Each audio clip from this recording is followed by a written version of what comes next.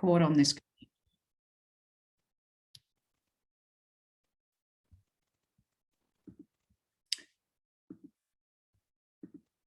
So welcome everyone to the second of our CERN Asia events. It's really great to be here with you and to have the chance to hear from Christoph Neusiedl about his work. But I just want to begin by acknowledging country. Partly I would have been at the University of Canberra on Ngunnawal country today, but I'm actually at home in lockdown in New South Wales in Gundungurra country. And one of the wonderful things has been walking across the terrain that surrounds this wetlands.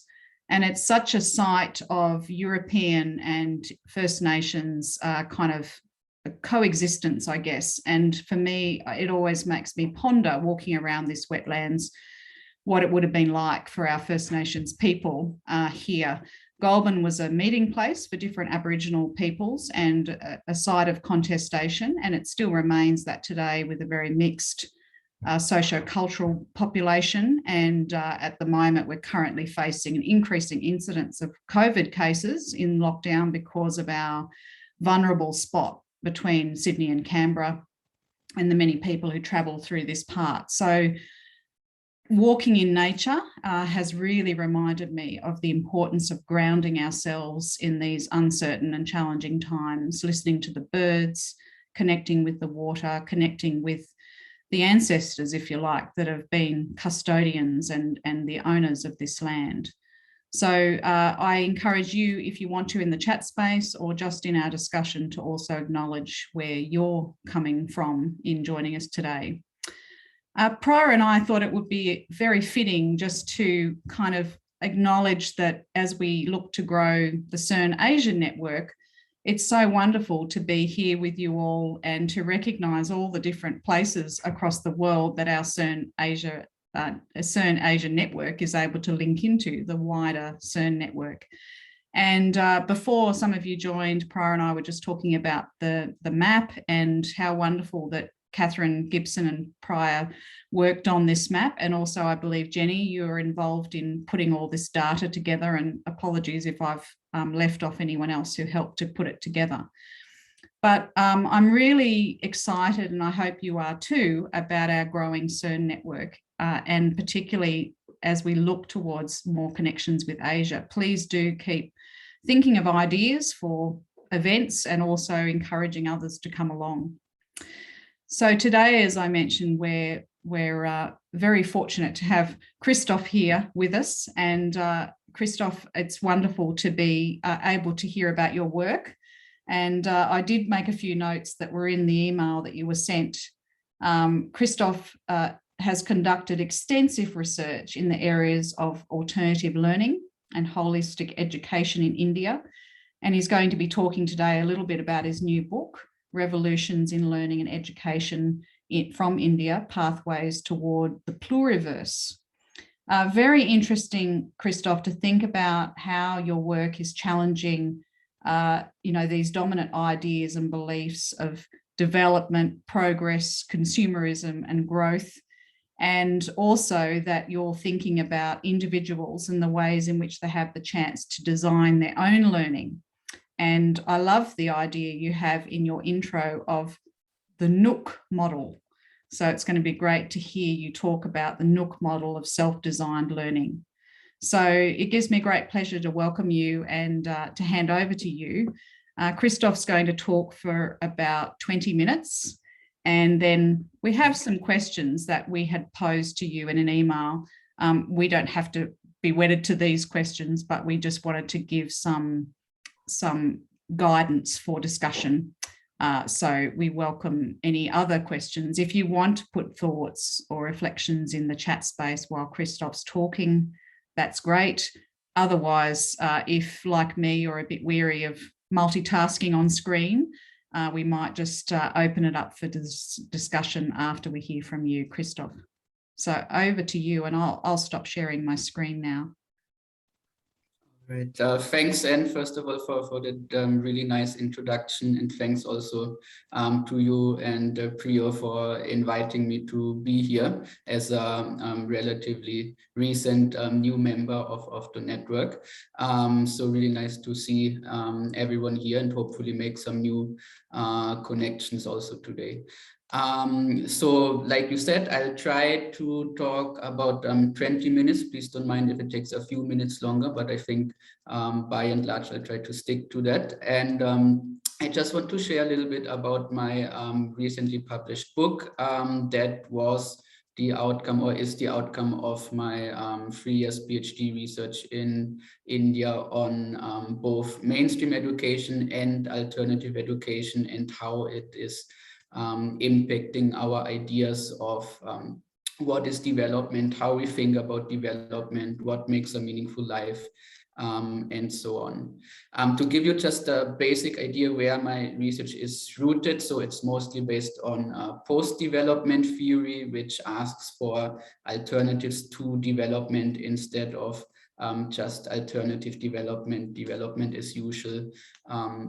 And so on. I assume that most of you are somewhat familiar with post-development, so I'm not going much into theory here for the sake of time.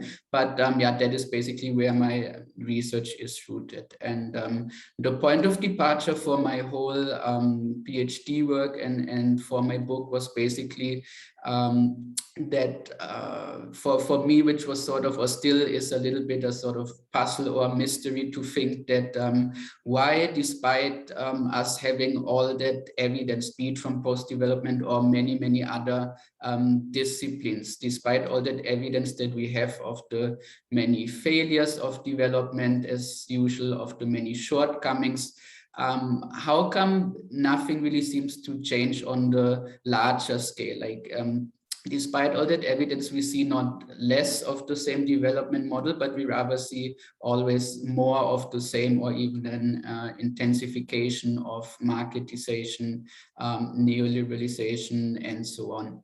And I start the book with that probably now pretty much overused quote by Frederick Jameson, who says that thing that it's easier to imagine the end of the world than the end of capitalism. And my question was, okay, what role does education, particularly schooling, so I'm focusing mostly on school-based education, what role does education play in all this? And I basically argued that education has the potential to be both. It can either be something that sort of reinforces, perpetuates, and recreates the status quo, meaning development, mainstream development, neoliberal development, whatever you want to call it. Or it can also be one of the most powerful tools to overcome this and to rethink development, go beyond development.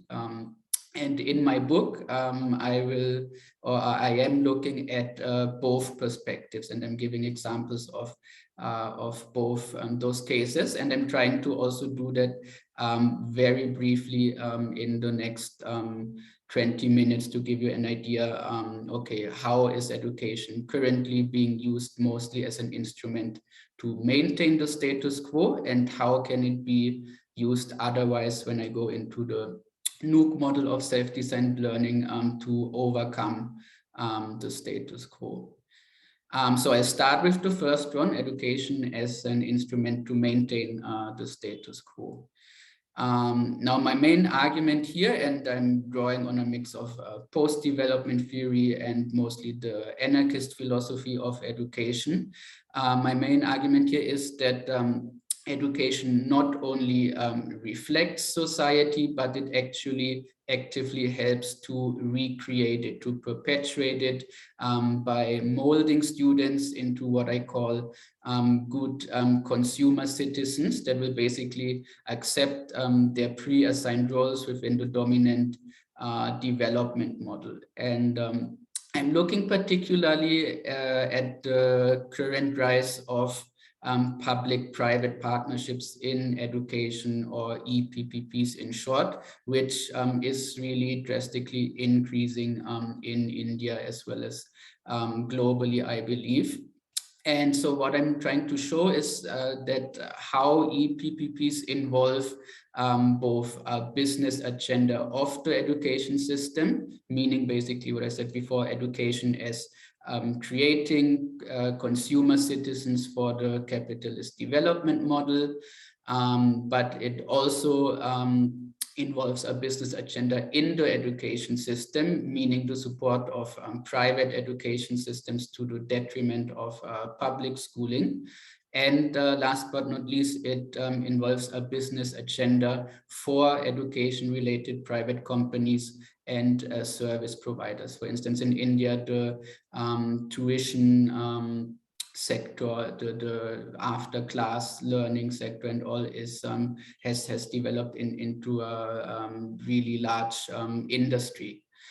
And over the last years, we could especially see how a lot of philanthropic organizations have become really some of the biggest actors in EPPPs. They form partnerships with governments, with for-profit, as well as with non-profit organizations. And in my book, I look at one player in particular, which is significant globally, but also in India.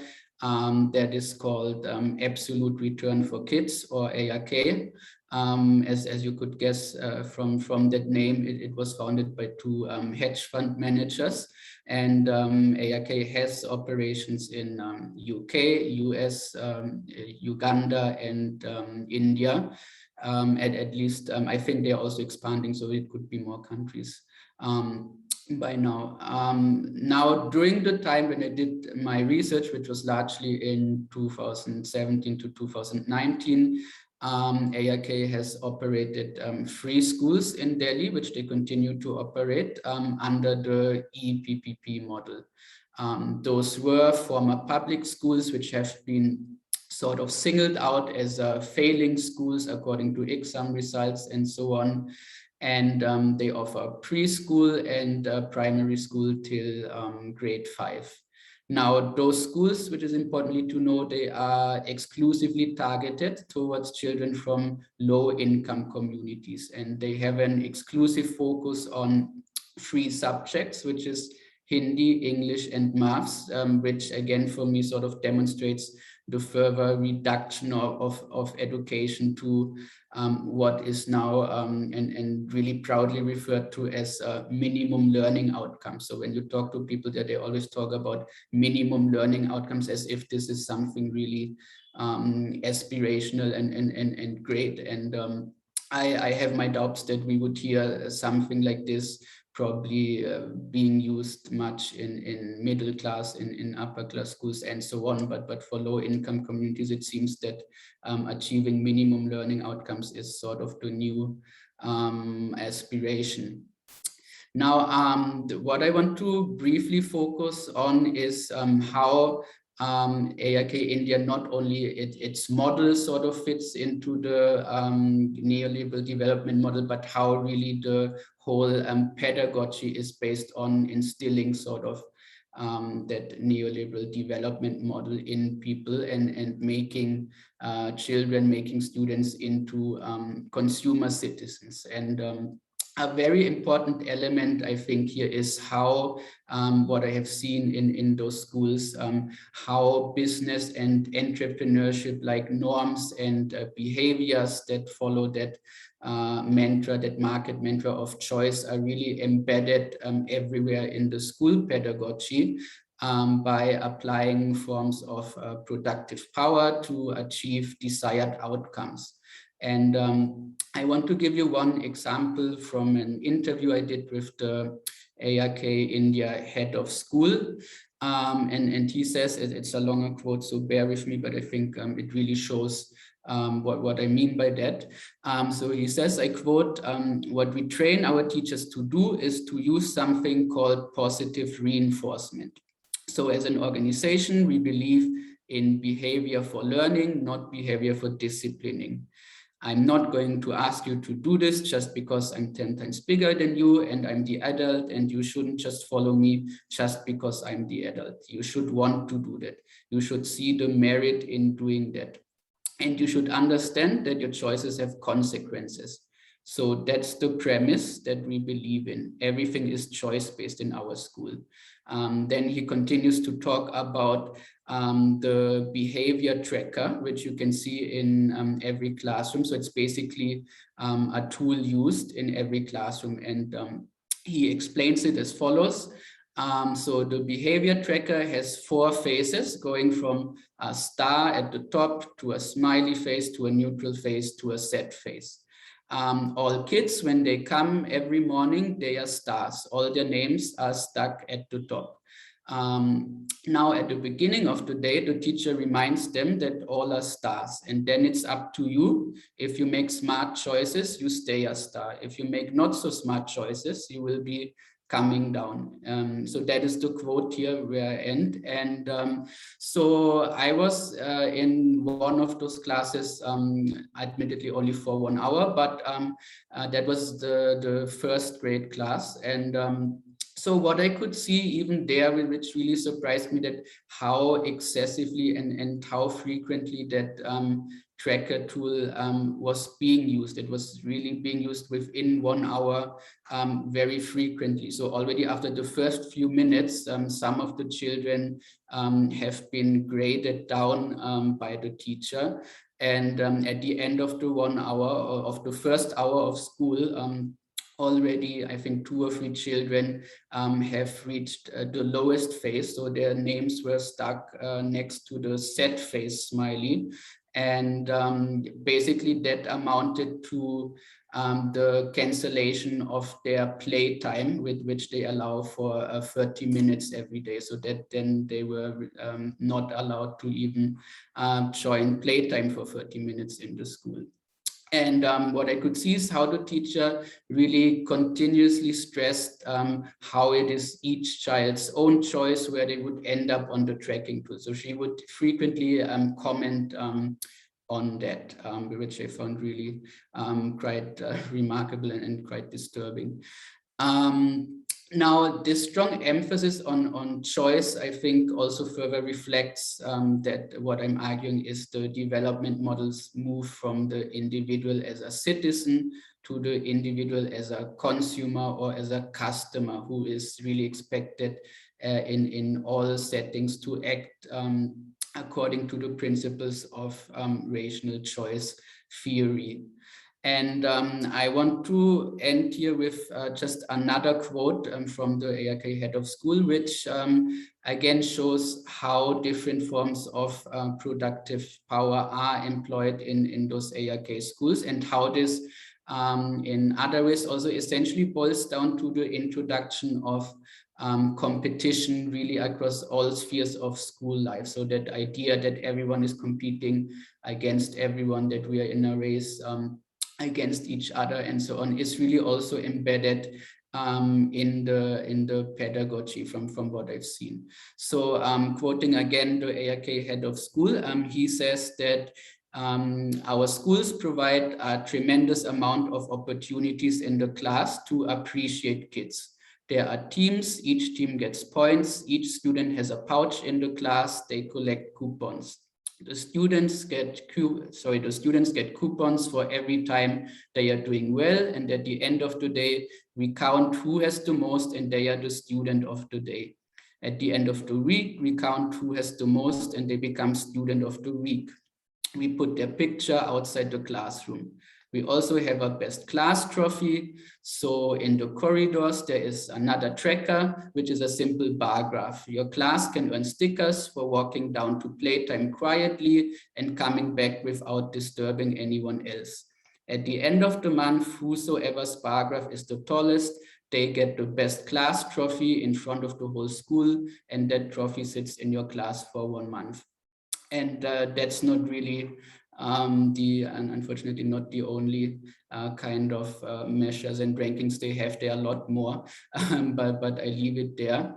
So again, what I'm what we can see is how all of this is really intended to make students feel as if they are competing against each other. There are only very few winners and many losers, and it sort of really incentivizes children to become individualistic, hyper-competitive human beings. And so unfortunately, from what can I say from India, this trend only really seems to accelerate. We can see the World Bank recently has launched a new program in India, which explicitly promotes fashioning schools on the charter school model, which is the model that ARK is based on. And most recently also the national education policy of the Indian government, and in 2020 also further pushes the EPPP agenda.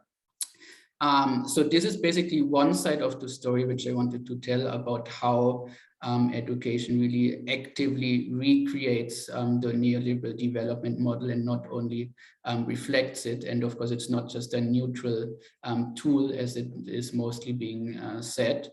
But concluding with that, there is also hope for another model of education, which I have seen in India and which I want to talk about for the next 10 minutes. I hope it's okay, to tell you also the other side of the story, which is basically the story of a really growing movement of alternative education initiatives and projects in India. So I have looked mostly at various forms of what is called unschooling, deschooling, or self-designed learning in India. Unschooling basically is a learner-centered and democratic approach to education, which puts the learner's passions and interests really at the heart. So each individual learner, even from a young age on, they can decide themselves what they want to learn, how they want to learn it, and also for what purpose they want to learn it and apply it. In India, I've seen various forms of the unschooling model taking place. One I would call radical unschooling, not in a negative sense, but just to emphasize it. It means basically that families mostly coming from a middle class background decide together with their children that they drop out of school or they don't send them to school in the first place, and they learn at home with the family, with friends, with their network, with other unschoolers, and so on. And then there are also various forms of structured and some more structured, some less structured unschooling spaces and projects. One project I'm looking at, interestingly, is located within a school and in partnership with a school, which also creates interesting tensions, but also opportunities. And other unschooling spaces like the ones by Project Defy, the Nook models of self-designed learning. They are situated in marginalized communities and freely accessible for everyone there. Now, what all of those spaces and initiatives have in common is that they not only change the way we think about education and what it all entails, but I argue that it also helps us to think beyond development and to rethink what makes meaningful lives outside the mainstream development models. And now I want to talk a bit more about Project Defy and that Nook model of learning. So what I would suggest, maybe before I continue talking, since you might also be a little bit tired of hearing my voice for a long time, maybe we could do the video right now as an introduction to give you a quick idea what does a Nook look like. It's just a 2.5 minute video, and then I continue for a few more minutes to just give you a brief introduction about that model, if that is okay. Great.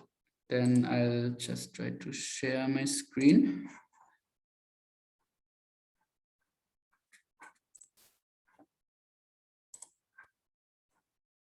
All right. Are you able to see the screen? Yeah, just enlarge the video to full size and then we've got a bit more of you. That's great. In schools, the teachers teach their own experience, but here we get to know what is our idea and we can implement it. Class we get little bored, but teachers will be teaching us, will get bored. There won't be that fun, but here we are only browsing, we are only learning. I'm not education or degree now. I'm studying very 5th standard only. But I like a daily want to come, want to learn something. So just like a friends, we all enjoy. They're all little young children. They don't know any difference, age group or not. Got her idea, yeah. She directly fix the thing to the battery, so that if she take out the battery, it will be totally dismantled. Check whether it's working or not. Yeah, it's working though. Teachers, sometimes they may be tough or we can't ask them doubts. Here, there's no doubts. Even if we have doubts also, we can ask someone and clarify, because all our friends here, we have that easygoing thing, because she's my friend, okay, I can ask her. If there is a teacher, there is some kind of fear, oh, she might scold me, oh, she might think something bad. So ಆ ಜಾಗ setup ಮಾಡ್ತೀವಿ, ಅದಾದಮೇಲೆ ನಾನೇನನ್ನ ಕಲಿಬೇಕಂತಂದರೆ ಅಲ್ಲಿ ಬಂದ್ಬಿಟ್ಟು ಫ್ರೀಯಾಗೆ ಕಲ್ತ್ಬೋದು. ಆದರೆ ಒಂದು ವಿಷಯ ಏನಂತ ಅಂದರೆ ಅಲ್ಲಿ ಯಾರು ಟೀಚರ್ಸ್ ಇರೋದಿಲ್ಲ. ಸೊ ಮತ್ತೆ ಯಾರು ಗೈಡ್ಸ್ ಇರ್ತಾರೆ, ಅಂದರೆ ಆ ಜಾಗದ್ದು ನೋಡ್ಕೊತಾರಲ್ಲ, ಇನ್ಚಾರ್ಜ್ ಅವ್ರು ಇರ್ತಾರೆ. ಜೊತೆಗೆ ನಾವು ಯಾವ ಥರ ಕಲಿತೀವಿ ಅಂತ ಅಂದರೆ ಅಲ್ಲಿ ಅಕ್ಕಪಕ್ಕ ನಾವು ಜನಗಳೇನಿರ್ತೀವಿ, ಅಲ್ಲಿ ಒಂದು ಕಮ್ಯುನಿಟಿ, ಒಂದು ಫ್ಯಾಮಿಲಿ ಥರ ಆಗ್ತೀವಿ ಅಲ್ಲಿ.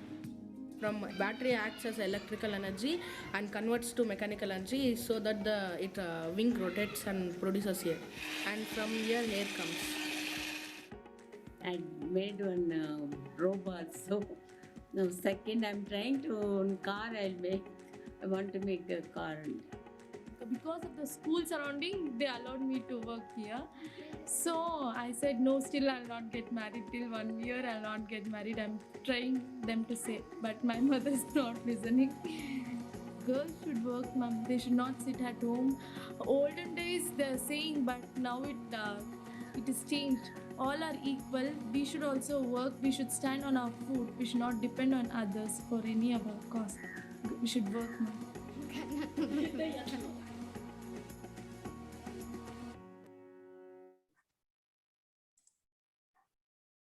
All right, so I hope could everyone see and hear?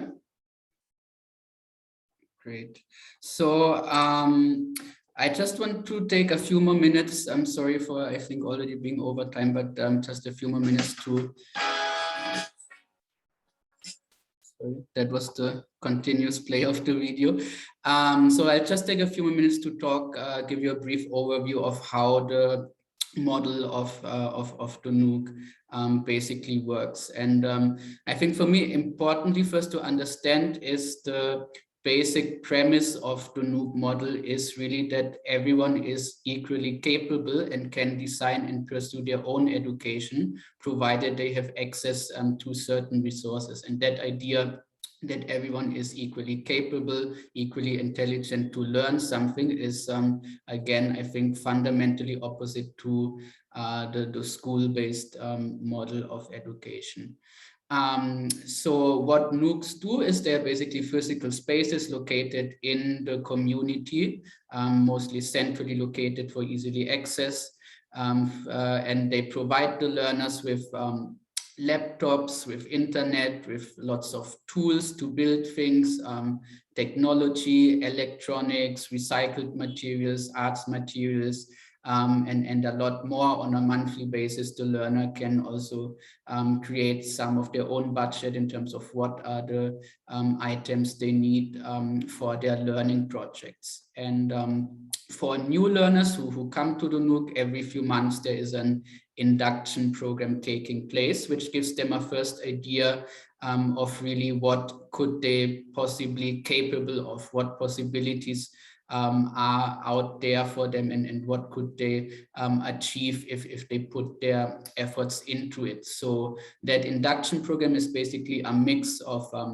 hands-on projects across a variety of different fields and skills that are mostly new to the learners, and that are fields which learners, especially from marginalized communities, are not expected to do or are not even supposed to do by society. So it could include, or usually it includes, really broad fields from, let's say, 3D design, coding and programming, to food preservation, urban gardening, music, dance, metalworks, carpentry, really are as broad and a field as possible, to just give them that idea, especially coming from a marginalized background, that you are not limited to what maybe society thinks of you. You are not limited to the job that your dad, your mom are doing. You can choose your own interests, and you can explore your own interests. And so it's a mix of those hands-on projects and daily discussions, conversations, games and fun activities are taking place to also integrate that idea of community building. Because apart from the learning, another important aspect really is to create a whole community of learners who cooperate, who help each other, who learn with each other, not compete against each other. And so a key part of that induction program really is that sort of deconditioning of what we call the schooled mindset, where people think, okay, I am only capable of A, B, C, but not of everything else. And I should only conform to what my family, my community expects from me to do. And after this induction program, what happens is then 3 months goal cycle starts. Now, at the end of the induction program, the learners are enabled to identify their own goals, like what do they want to do in the next 3 months? What kind of what kind of goal do they want to achieve? And then learners are helped to write down this goal statement and to break it down into milestones, meaning like what are the concrete skills and knowledge I have to acquire in order to, at the end, achieve my 3 months goal. And after those 3 months, then the learners can decide. Of course, they can also opt out if they think either they might not have time or they already have enough skills to do something on their own. Otherwise, they can decide for the next goal cycle, so for the next 3 months, either they want to continue on their field that they have worked before and go more deeper into it, gain more advanced skills, or they can also decide, okay, that was an interesting field, but not something I'm too much interested anymore. So they can also do something completely new if they want to. So it's either about deepening or broadening their skills in the next goal cycle. And besides that whole acquiring of particular skills and knowledge, what I think what is most important for the learners to get out of that experience of joining the Nook is basically experiencing really their own capability and own potentiality. So what you can see after a few, I mean, it takes time, not in 1-2 months, but after some time, especially with the learners who have gone through several goal cycles, what you can see is that they start to increasingly question common sense assumptions of what they should do. They develop their own ideas of what they want to do in and with their lives. And again, this is not really a one-time off intervention, so to speak, but that is really a continuous process, but which sort of broadens the learner's radical imagination and really leads them to that insight that anyone can learn anything. And so just as to give you one example how that looks like, one learner I interviewed, a college-going student who came to the Nook, he says that, I quote here, "I didn't imagine that I can do so much. When I started to come here, I realized that, oh, I have this talent, I made this, wow. I didn't realize that in my school at all. It was only about going school, coming home, that's it. In school, they explain or they teach. Here it is self-learning, so you can learn with others. What we want to learn, we can do on our own. it's really easy. Here I realized that my talent was increasing and everybody is supporting me, is encouraging me. So that just as one example. And to finally conclude, what I wanted to show is basically how the Nook model provides a decentralized and easily customizable platform to facilitate unschooling opportunities, importantly for marginalized communities. So it is not necessarily something that only can happen in middle class or upper class families. And how this is achieved is basically by bundling together important elements of what Ivan Illich has called the learning web, and making it freely accessible to all. The induction program mostly is a sort of a process of deconditioning, making learners interested in something that matters to them. And then really the goal setting process and the goal cycle is all about enabling learners to pursue whatever they are interested in and not what others tell them they should be interested in.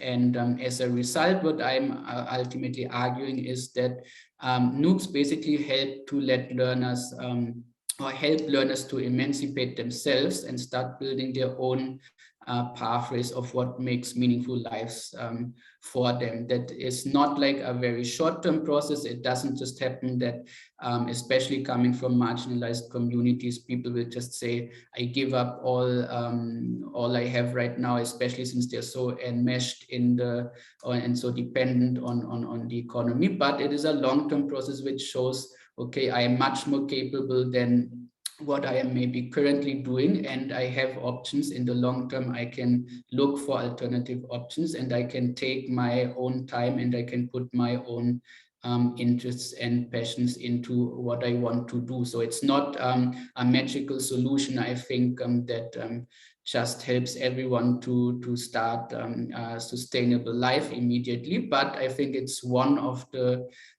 ways of how this can change and how this can really build pathways towards the pluriverse in the long term, together with many other ideas, interventions, projects, and so on. Yeah, and I want to end it with that. Thank you so much, Christoph. We'll just take a very brief pause of a few seconds, just while everyone has a chance to digest, but it was really great to hear such a rich set of ideas.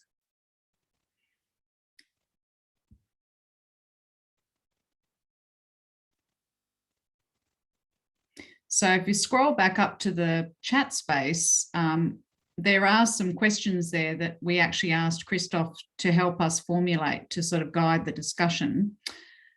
So given the time that we have, I'm going to exercise my chairing role in saying, let's try and guide our discussion a little bit around joining the dots between what Christoph has been presenting in terms of Nooks and self-designed learning and community economies thinking. So rather than get bogged down, some of us who have kids at school, for example, could go into a whole lot of analysis about how we experience education. But I think it would be really productive to kind of think a little bit about joining the dots between some of our community economies, thinking about learning and how learning happens, or yes. So I wondered if anyone would like to kick us off in that vein. Would anyone like to share some reflections or questions?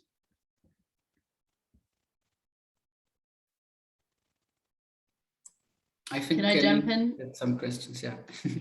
Yeah, thanks, Christoph. Can you hear me all right? Yeah, there's, of course, like Anne said, there's lots of things you can go into with children, and my daughter is at a similar kind of school, one of my children is. And so partly my reflections are based on that experience as well as what you've been talking about. And one of the things that really strikes me is how, while you kind of, what this kind of schooling is moving away from the construction of the consumer choice rational individual, it still uses individual goals and milestones, which reminds me of the kind of log frame approach to development, where you kind of having a linear kind of thinking where you have to think forward and set a goal and then map out the milestones towards it. And there's a kind of burden of decision making as well for the learner to take control of that. But, you know, I mean, that's not a bad thing, but there's kind of an interesting play off there between individual responsibility and community.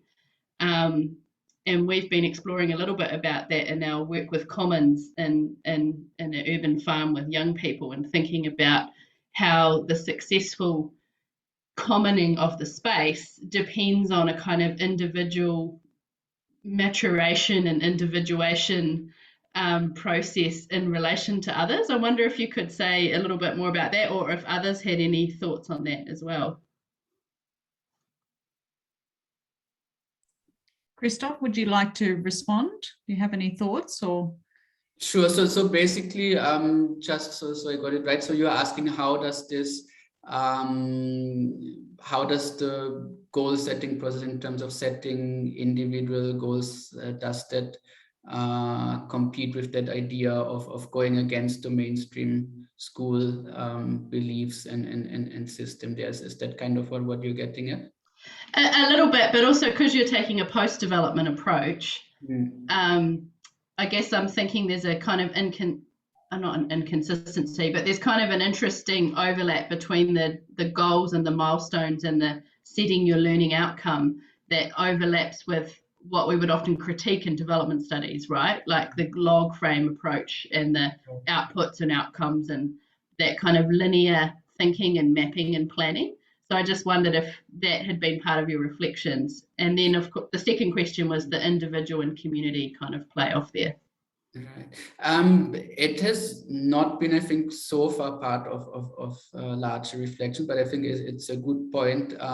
Maybe I can just share a little bit with you why we are doing this goal setting process and how it works is basically that what we see is that the learners who come to us, so most of them have been to school or even college, either they're still going to school or they have dropped out at some point. And I was talking about this school mindset that is there, right? And it is really, really hard to get out of this. And what we are trying exactly with the goal setting process is to make them think out of the box, because goal setting process, it doesn't mean that we tell them one day, now tell us your goals and that's it. It's basically a week-long process where a lot of deliberation, a lot of discussions and conversations are part of. So for instance, we introduced that concept of Ikigai, if you have heard of it. So that's basically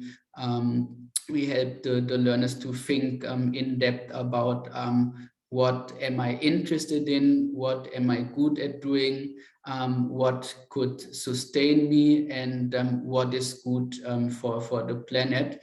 And we try to help them to look at, okay, what is the Ikigai, which is basically what is the common space from all those four, and that is where we help them to identify some goals. And even once they present their goals, there is a lot of questioning. There's a lot of questioning from our facilitators, also from guests who come in, and they will really ask the learners, so is this really a goal that is relevant to you and your own lives? Why did you decide to follow this goal? Are you sure that this is something you want to do, not that you think others will want you to do? And there's a lot of debate, a lot of consideration happening, and we think at least for now that is one effective way to push the boundaries and to help learners to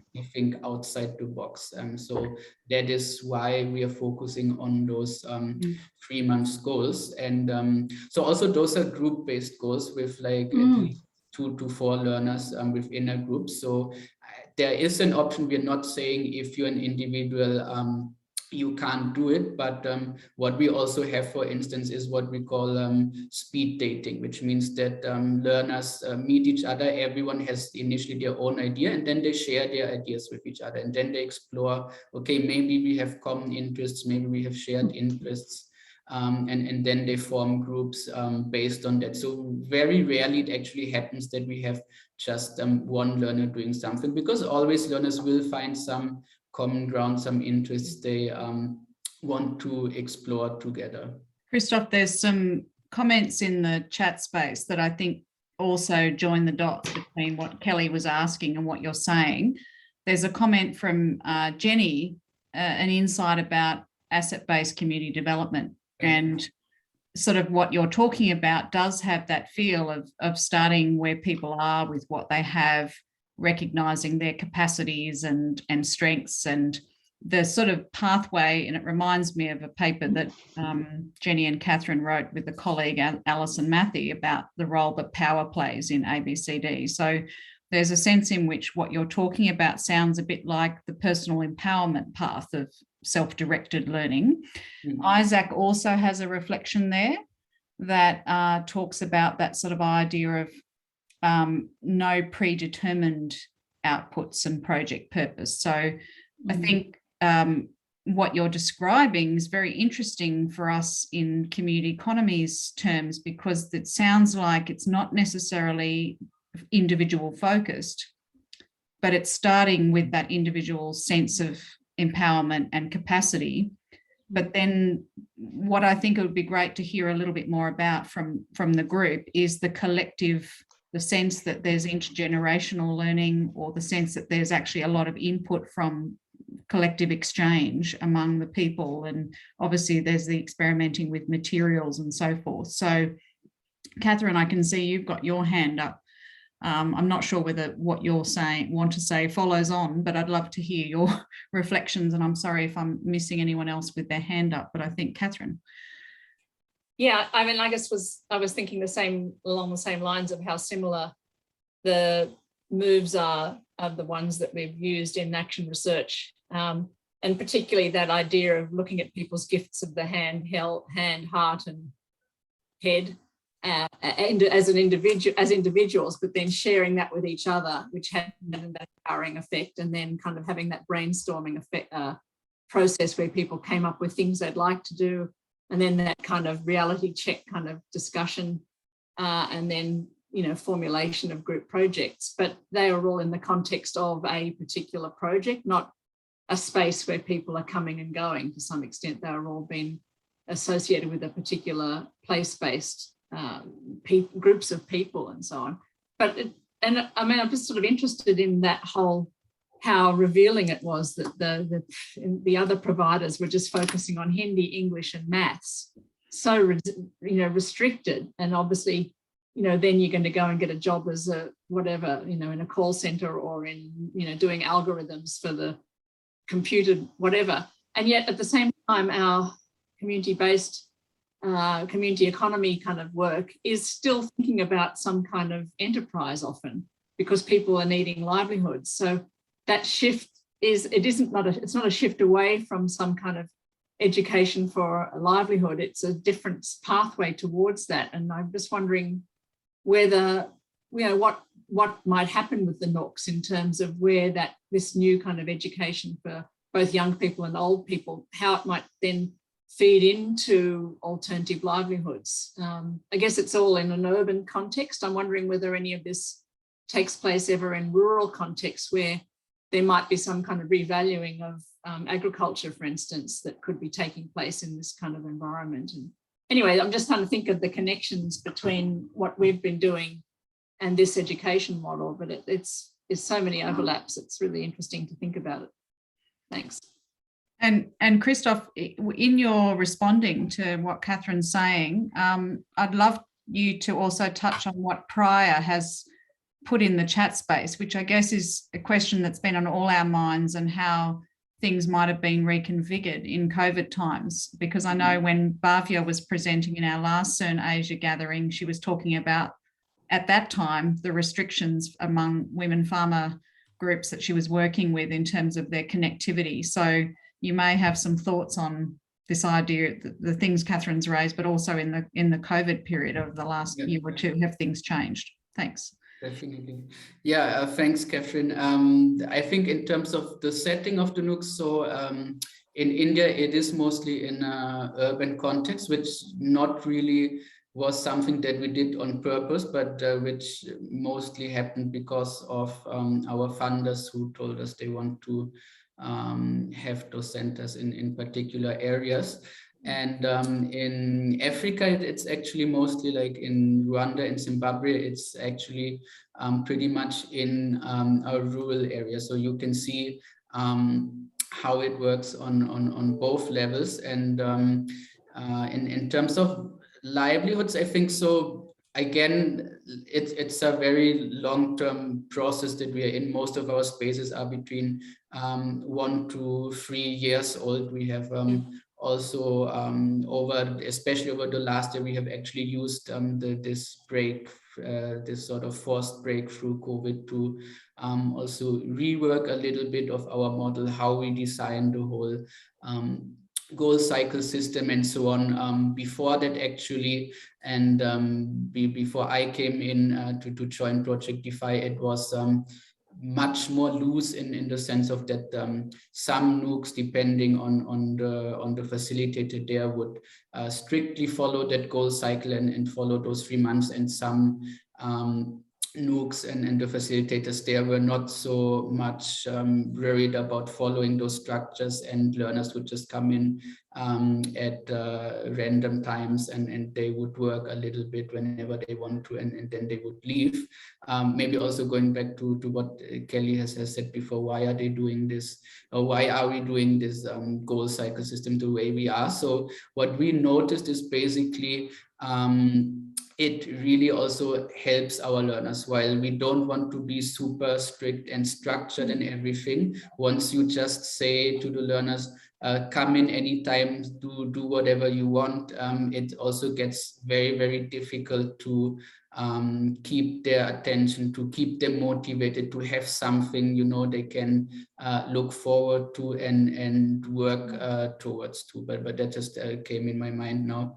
And yeah, we do have even so I've heard stories of other Nooks where we, for instance, have the son of a farmer who says that we don't get enough yields and so on, so they start to experiment with organic fertilizers and so on. We also see that, but especially in the urban parts, we see more people working on building things, working on areas of carpentry, electronics, technology, which is also just something that they are really fascinated in. And so we don't see ourselves also in that space to say that, okay, we are a skilling program and now you have that and you create your new livelihoods. We see ourselves in that in-between space, which sorts of helps people, first of all, to get an idea, what are my interests, what do I want to do, to acquire some basic and if possible, some more advanced skills. But the Nook doesn't have to be and shouldn't be the end of one's learning. It's just one phase and one platform we provide. And then we do help our learners to connect with others, maybe with experts in their fields, with skilled people in their community and much beyond, even with further educational opportunities. So yeah, I mean, in the long term, it really remains to be seen what, and we are very interested to also do some long-term research with some of our learners, what happened to them 3 years, 5 years, 10 years after they left the Nook. But that really is a long-term process. So for now, we focus mostly on short-term outcomes in the sense of what are the concrete skills and knowledge that the learners acquire when they come to the Nook, what is the shift in mindset, what is the shift in self-confidence, what is the shift in also thinking about education and what is meaningful and useful learning. And the last point I want to make is that another important point for us is that that idea of learning how to learn, which they hopefully get in the Nook, so that you are not dependent on a teacher and on a textbook and learning stops automatically when you're outside the classroom, but that you can actually create your own learning opportunities. Of course, you can't romanticize it, like everyone needs access to some resources and assets and so on, but there are really much more opportunities to learn something if you want to than you might think otherwise. And I think to talk about Priya's question, so that was about, I think, how our model has changed during the pandemic. Was that the question? There was just reflecting on yes, any adaptations that have had to be made during COVID. Right.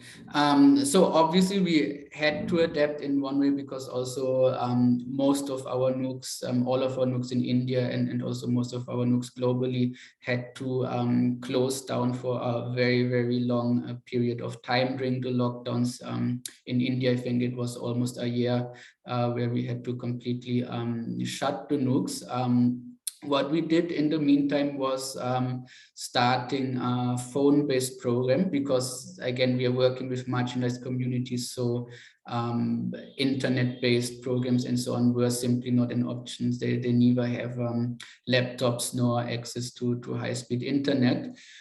So we went a bit back to basics. We did some phone programs where we had like weekly calls with the learners and their families. And what we tried to do is turning this a little bit into an opportunity by looking at, okay, what can you learn together as a family? What skills do your parents have? What skills do the children have? What is something that you want to explore and what is something that you can learn at home? So that is something we tried out. I have to say, I think outcomes were mixed because at that time we were also not able to provide them with necessary resources and so on. So it was often things involved, let's say, cooking together, trying out new things together, learning a bit of a new language together, or one family started making their own videos, they started creating their own YouTube channel and so on.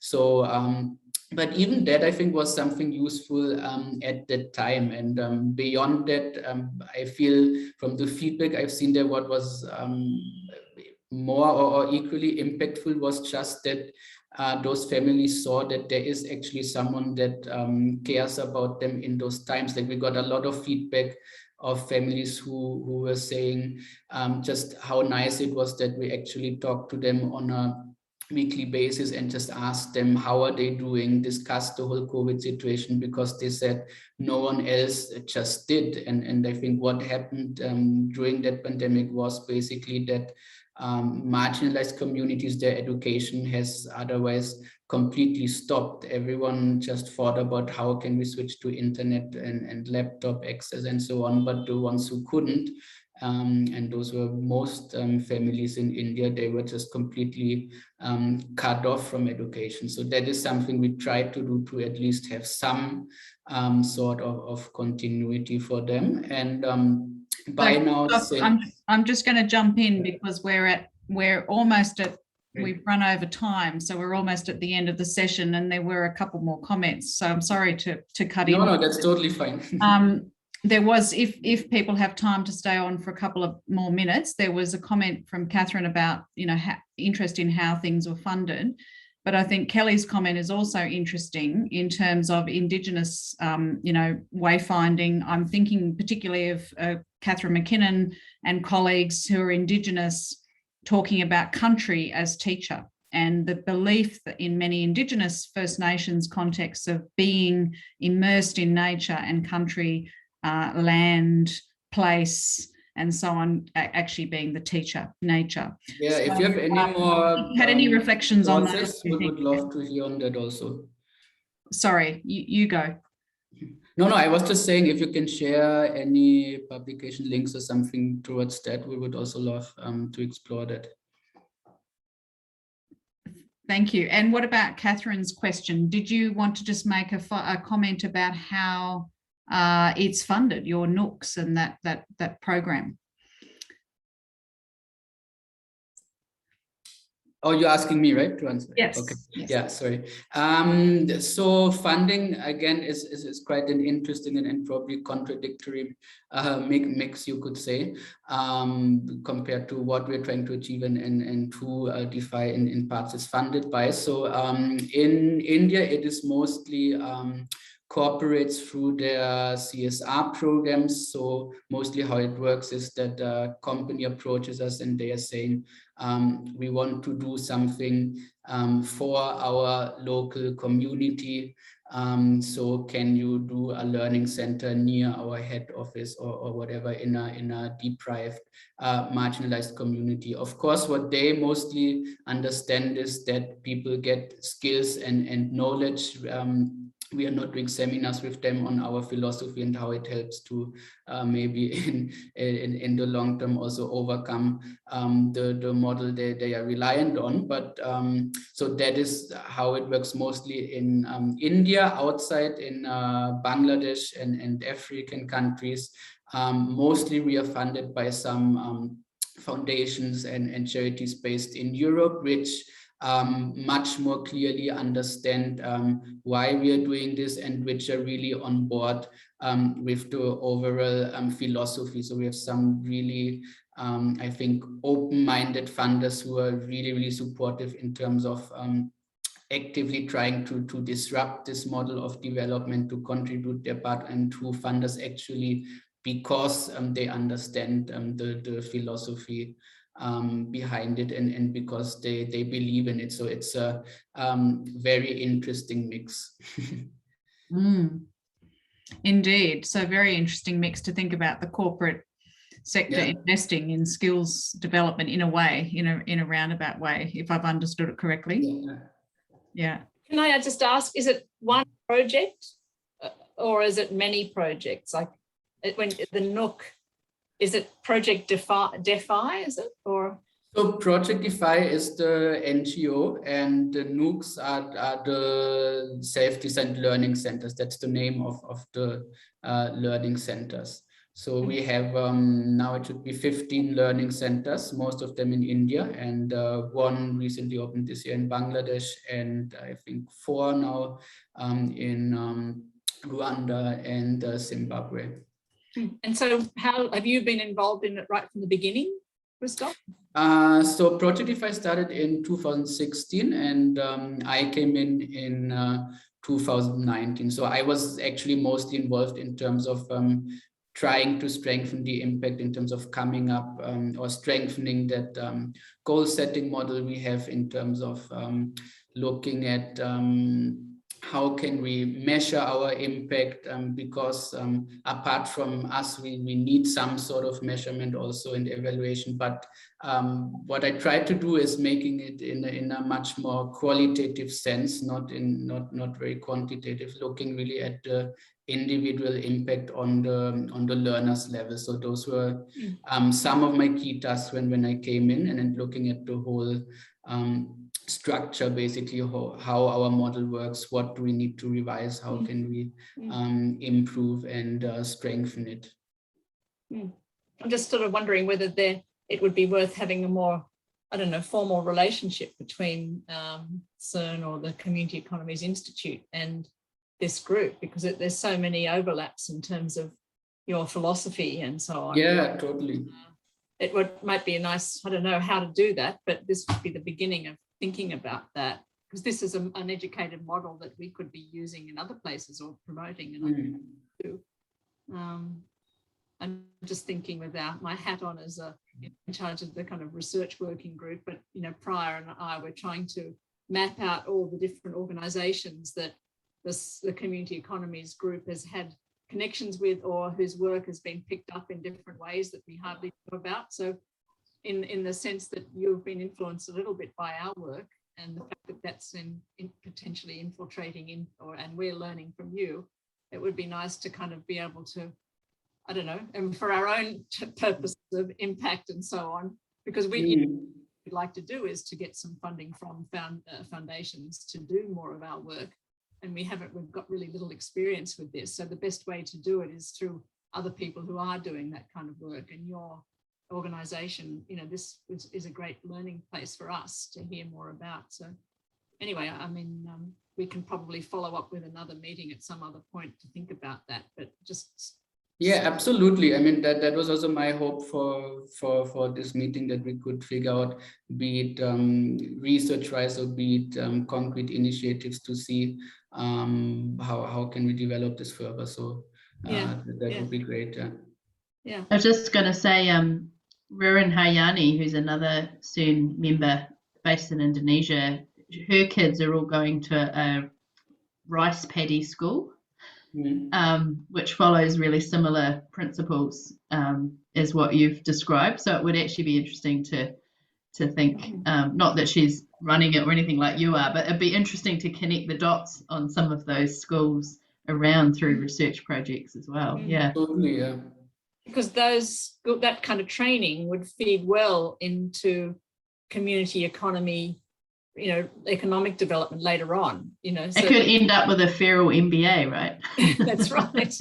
A mixture of that kind of thing. Because I mean, thinking the groups we work with in the Philippines, you know, they're one-offs in a way, but those communities would have been great places for these kinds of education interventions perhaps taken place. As Priya was saying, you got penalised for even not speaking English, right? Similar to what Christoph was talking about in that other. Yeah, that's an interesting reflection, Jenny. In the chat space, Jenny's talking about the Melanesia Indicator Project and connections to community economy return on investment. I mean, I think it's also interesting to think about other, you know, in other work I've done, and because I'm Christoph in an education faculty now and part of a community Centre for Sustainable Communities, but we're very heavily connected to education. So I have another whole life of work in education, and there's so many models of peer-to-peer learning and grassroots kind of learning. So, and I'm sure there would be lots of examples in our CERN network. So, you know, building on what Catherine's saying, we could look at the other models that are around of peer-to-peer learning and grassroots learning. Totally. I mean, one of my future projects or my future hopeful projects would be something like a handbook of, let's say, holistic education or something like this, which brings together like descriptions and maybe best practices from such initiatives around the world. I think that would be something really exciting. I mean, it's the kind of thing that would be great to have a session on at the Ljubljana conference. Maybe, I don't know whether it's too late to try and put something out like that, but for this one coming up in November, but it would be just great to share experiences of, you know, if we could get Ririn talking about it and you could talk about yours and others, it would be another way to push this on a bit, or, you know, wait till next year, but then it's models of grassroots learning. Yeah. Sounds fantastic. One of my PhD students is at Kura Kaupapa, which is a Māori language medium school, doing compost learning. So yeah, we could actually pull together. I mean, it's due tomorrow, the Ljubljana one. I'm sure we could pull it together. Yeah. Why not? It doesn't have to be too formal. Accommodate that for sure. Does that mean somebody in this screen that I have in front of me is offering to put that session up, or? Not. I'm trying to meet a deadline for another session, but if I manage to do them both at once, I could give it a go. Yeah, that's right. Well, I'm under pressure with deadlines, but I'd certainly be happy to put forward a session like that too. I wonder whether any extension on the deadline of the sessions going in, but yes. I mean, it's almost, it's a funny thing where in a way it would need an email out to the list saying who else would like to be involved, but the first thing is just to put a placeholder into the system to say we'd like to do one like this, and then it doesn't matter if you recruit people to it later on. Right. I think Priya, you're on the committee. You won't let us do that, wouldn't you? Yeah, and if the deadline has passed, you can just send an email to Catherine and the other organizers. Yeah. Well, she's on leave this week, so maybe she won't be looking at it till next week anyway. So. But so grassroots models of learning, does that sound like the placeholder for the session? Maybe grassroots models of learning for community economies. Yes, yes, wonderful. I've just written that down, and when I send in my session tomorrow, I'll put in a 1 and a 2, shall I? Fantastic. That'd be great. How great to have this really rich session and then have an action coming out of it. Yeah, totally. Yeah. And that video, Christoph, would be a great thing to show in that session. I think it sort of gets the message over, and yeah. It's, yeah, wonderful. Thank you so much, everyone, for being here and for staying on a little bit longer than our 3 p.m. Canberra time deadline. So yeah, I was a bit, took my time, I think. It was okay. We need to slow down a little bit anyway. So it's great. And thank you so much for being part of the conversation. Yeah. My pleasure. Thanks again for inviting me. To be continued. Yeah, really good. Yeah, thanks a lot. And thanks. maybe you can share my email also in the group in case anyone doesn't have it, so I can be in the loop. Great. Yeah. Yes, absolutely. Okay. Yeah, and we'll keep talking. Perfect. Okay. Stay well, everyone. Thanks. Thank Thanks, you. Christoph. Bye. Bye.